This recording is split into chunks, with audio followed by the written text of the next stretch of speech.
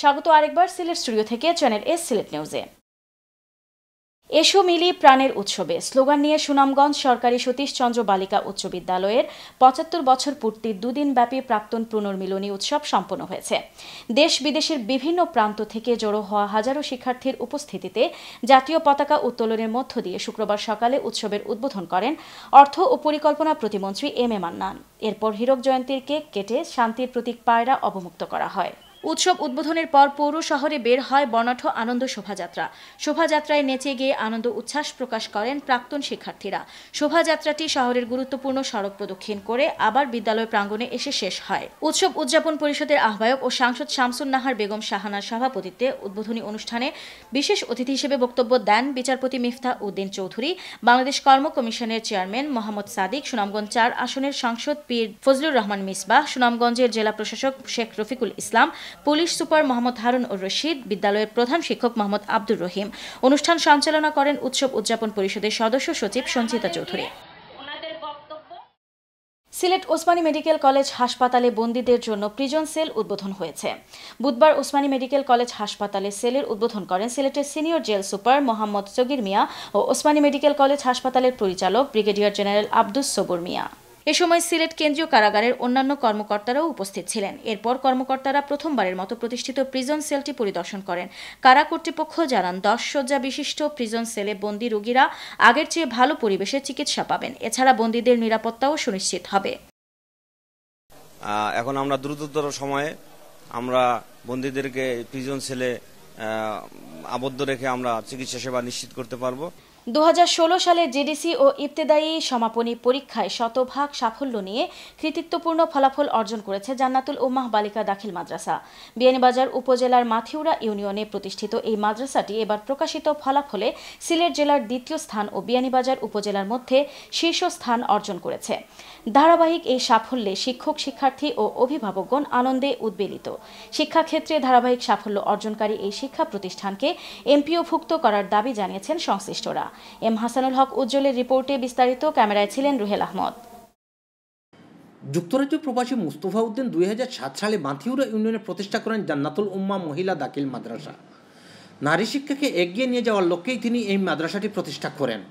প্রতিষ্ঠার পর থেকে মাদ্রাসাটির শিক্ষার্থীরা আশানুরূপ ফলাফল অর্জন করে আসছে।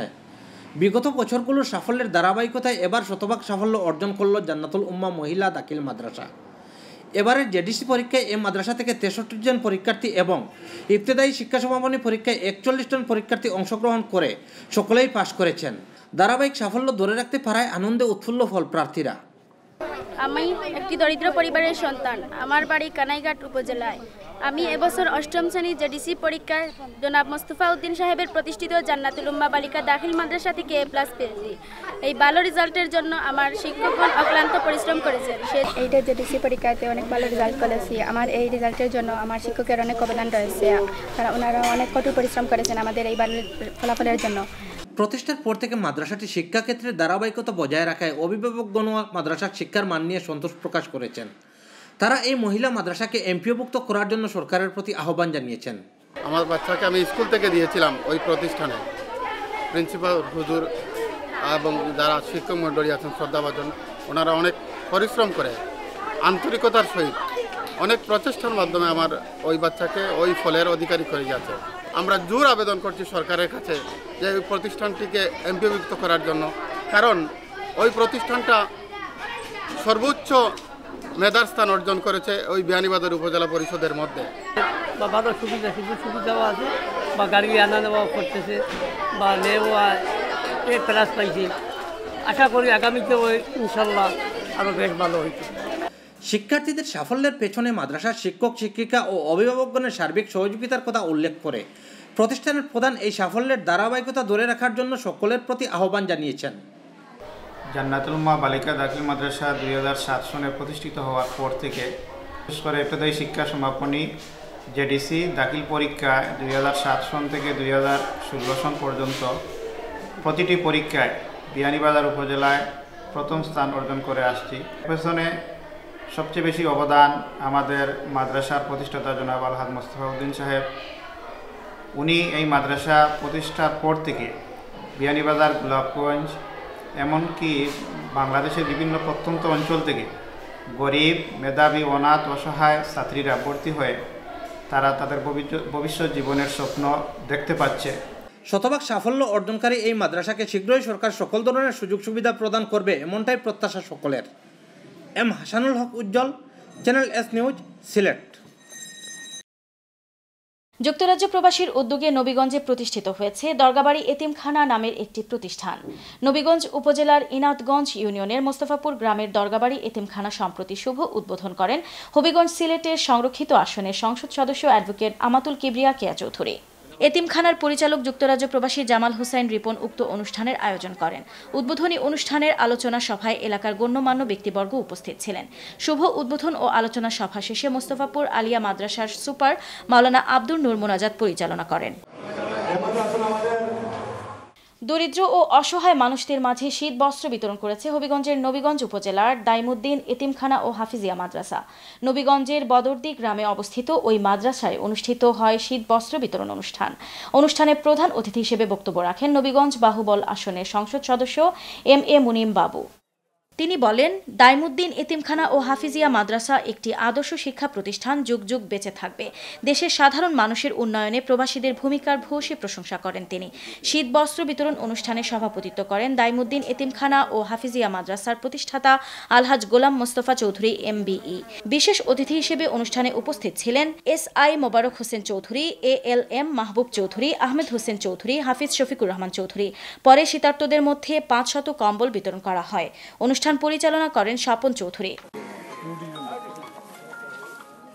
বর্ণাঢ্য আয়োজনের মধ্য দিয়ে উদ্বোধন করা হয়েছে কাউন্সিলর কামরান কাপ দ্বৈত উন্মুক্ত ব্যাডমিন্টন টুর্নামেন্টের দ্বিতীয় আসর।